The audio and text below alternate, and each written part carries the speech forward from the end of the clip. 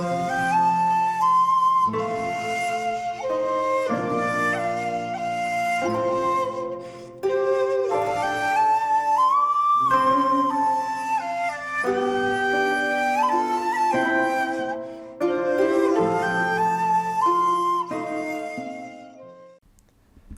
there, this is Solitary Ronin from Solitary Ronin Films, and welcome to another episode of Filmstock, the series on my channel where I basically just do a lot of talking nonsense. You may argue what's different from the rest of my videos. Today I'm just going to talk about the subject of perfect films. We in the film loving community, obviously we love films, but we also like to critique films. There's lots of films that we like a lot, despite their flaws, despite the fact they're rough around the edges, despite the fact they could do with losing 5 minutes here, or 10 minutes here, or 20 minutes here. So is there such a thing as a perfect film?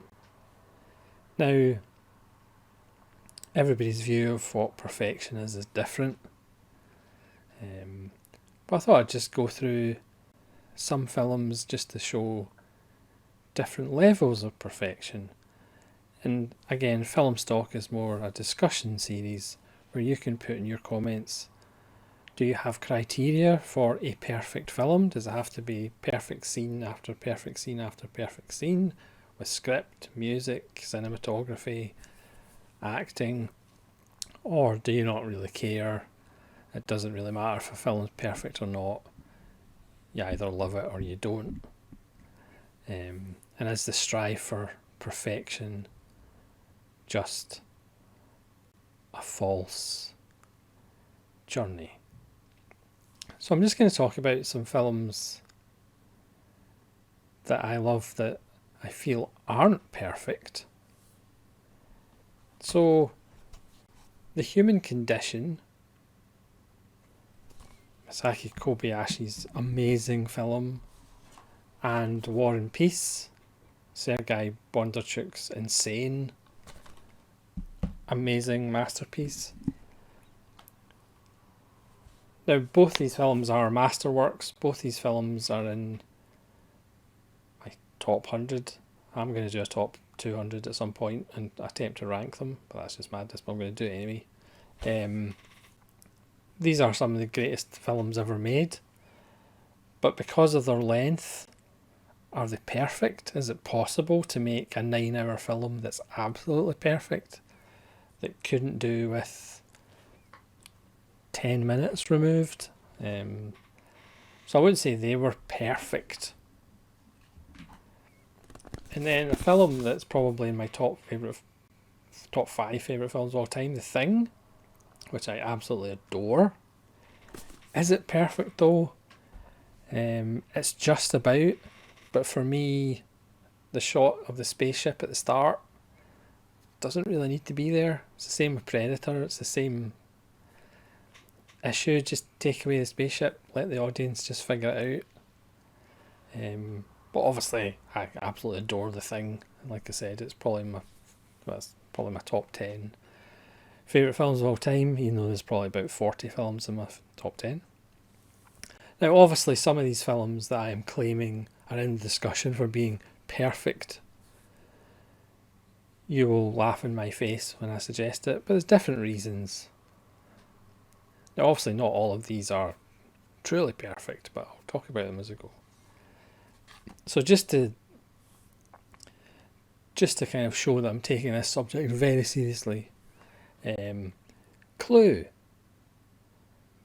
I think this is as close to perfection as you could possibly get. It's Tim Curry's finest hour out of stockings and suspenders. It's daft. It's stupid. It was a disaster. For the first 20 years of its life, everybody hated it. But it has garnered a bit of steam and traction as people realise that it is actually a work of genius.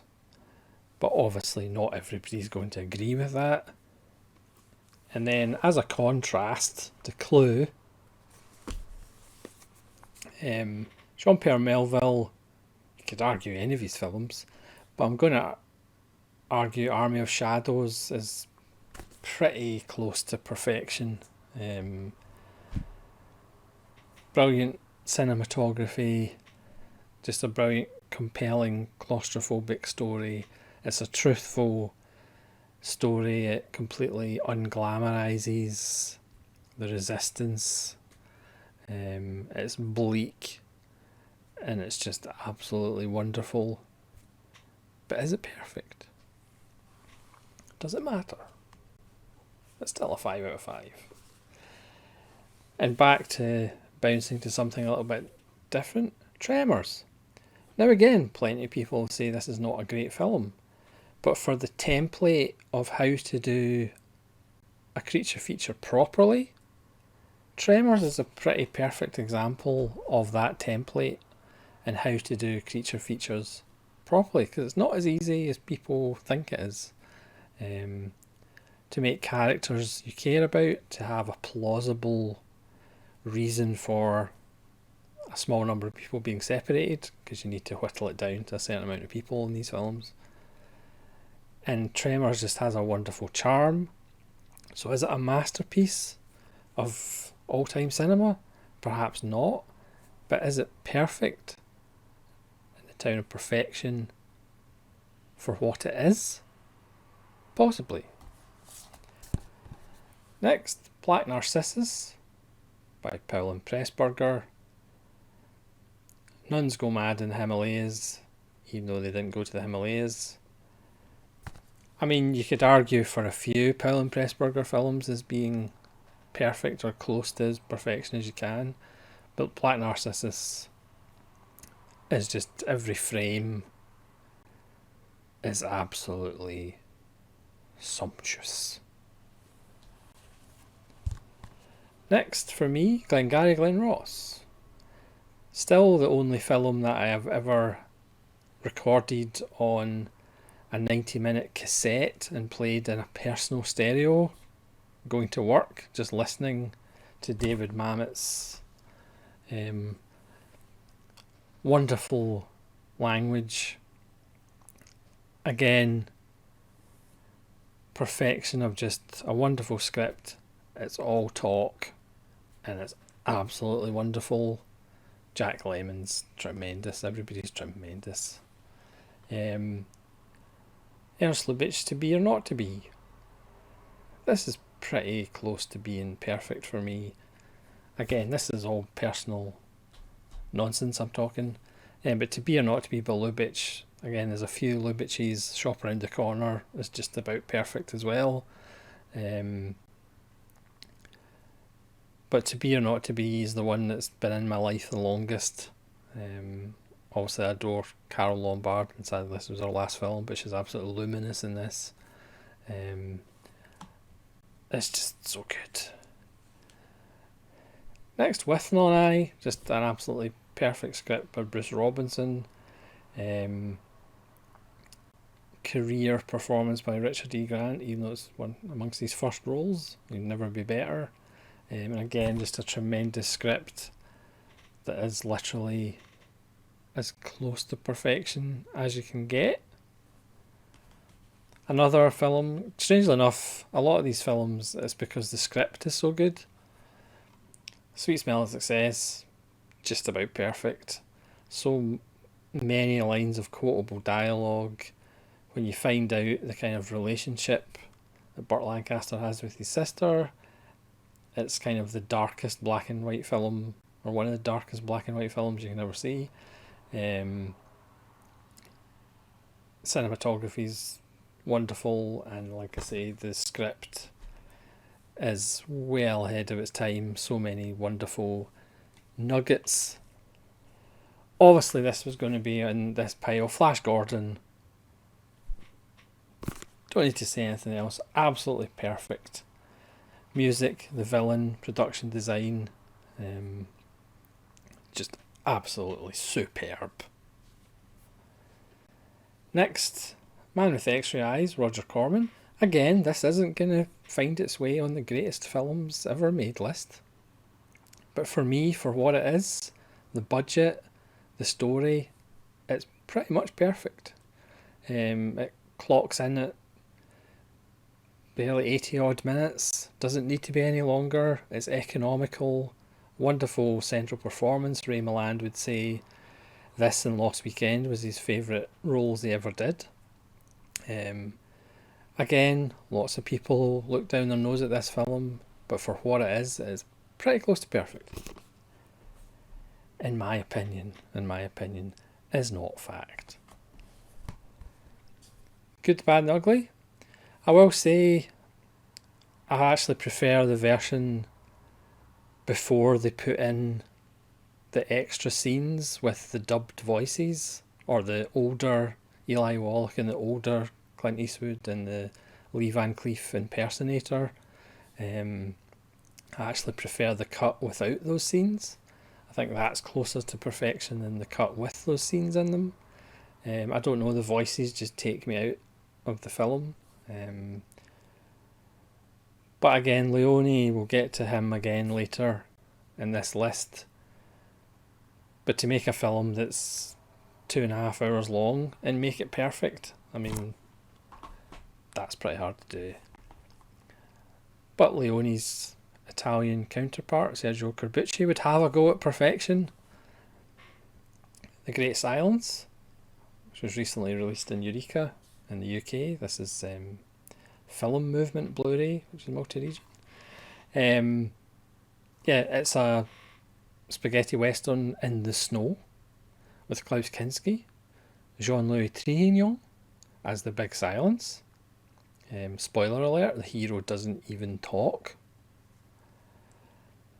There was word at some point in the distant past that Clint Eastwood had bought the rights and he was going to remake it and he was going to play the Great Silence. But if you've seen the film, there's a probably large reason why he didn't. Just wonderful. It's got political undercurrents. It's just shot beautifully.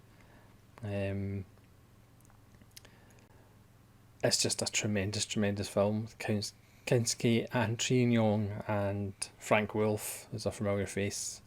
Just unusual because it's in the snow. But it's pretty perfect. Next for me, Age of Innocence. Again, my favourite Scorsese film. Arguably his best film. I know not everybody's going to agree with that. Even with Winona Ryder, it's almost perfect. I literally could watch The Age of Innocence once a week. Quite easily. Again, another film that nobody's going to say is amongst the greatest films ever made. But The Gunfighter with Gregory Peck. Only 84 minutes long. Directed by Henry King. But again, for what it is. Because again, perfection comes in various shapes and sizes. But for what it is, the economy of the story, you are hooked into Gregory Peck's character. You root for Gregory Peck's character, even though he's a famous killer. He shoots people, but he has to live with his reputation and somehow put up his reputation, and he just is looking for a way out. You love this character, and again, the economy, there's not a wasted frame by Henry King. So for me, the Gunfighter is pretty much close to perfection. Next, Wild Strawberries by Bergman. I could name a few Bergman. I mean, again, this is not every single film that I think is close to perfect. I mean, that would be a video that would be far too long. As with most of my videos, I haven't put a lot of thought into this, as you'll probably see by the films I've chosen. Wild Strawberries gets more emotionally hard to watch for me as the older I get. The scene where B.B. Anderson shows Victor Sonnstrom his reflection to say what an old man he is. I mean, that is bigger than any punch you'll see in a Jackie Chan film. It's crushing. In the end, just gets more and more moving the more times I watch it and the older I get. And again, you could argue quite a lot of Bergman's, but Wild Strawberries for me is just about perfect.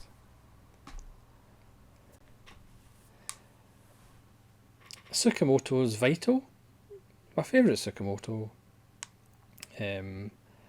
Again, this one is close to perfection for me, just because of what it means to me. I think it's a wonderful film about mortality and loss and grief, and I just think it's just about perfect. Again, Tsukamoto films, he knows himself how to be economical, so his films don't hang about, his films don't overstay their welcome. You know, he doesn't mess about. And Vital, again, there's a couple other Tsukamotos that are pretty sublime, but for me personally, Vital is his best and his most perfect. Next, Coen Brothers' Miller's Crossing. To me, they're absolute masterpiece. You can argue another couple, but Miller's Crossing, to me, the world building, the whole language building that the Coen Brothers create, the way it's shot, the music, the tone, the dialogue, the one-liners, the script is absolutely razor sharp. Again, I know plenty of Coen Brothers fans who don't like Miller's Crossing just because it's a bit more serious. It's not as quirky or wacky as some of their other films. But for me, Miller's Crossing is just about perfect. Nazar and Prod recently did a review of Miller's Crossing. I'll leave a link. But it's an absolutely amazing film, and it is just... I mean, a lot of these films, my tongue is in my cheek when I'm talking about perfection, but Miller's Crossing to me is absolutely perfect. There is nothing I would change. It's just got a Criterion Region A release, which I'll probably be picking up. It's just a stunning film that, for me, is perfect. Next, Lanthimos's The Lobster. I had seen Dogtooth and liked it, but seeing The Lobster, really, this is where Lanthimos took my fancy. It was a story that I really identified with, because there's no way I would couple up within 45 days, so I would be changed into an animal of my choosing, which would be a tiger, for anybody who's interested. To me, this was just, it's absolutely perfect. The tone, the humour, again, you're either going to generally like it or hate it, but I do like films that have that quality sometimes. And this is a film that really got my attention with Lanthimos, and everything about it I just love, and for me it's just about perfect. Now the next two, very much like Miller's Crossing and perhaps The Lobster, to me are perfect. There's no discussion in my own mind. There's plenty of discussion with everybody else, but in my own mind, these two films are perfect. First one's The Third Man, Carol Reed. It's perfect in every way. Again, this is one of those films that's in the argument for my favourite film of all time. It's been in my life a long time, and the music, the world, the dialogue, the script, the greatest cameo in cinema history, some of the greatest dialogue in cinema history, the strange angles, cinematography, Joseph Cotton is this bumbling guy who just gets mixed up in this wonderful story. Alida Valli is just absolutely sublime.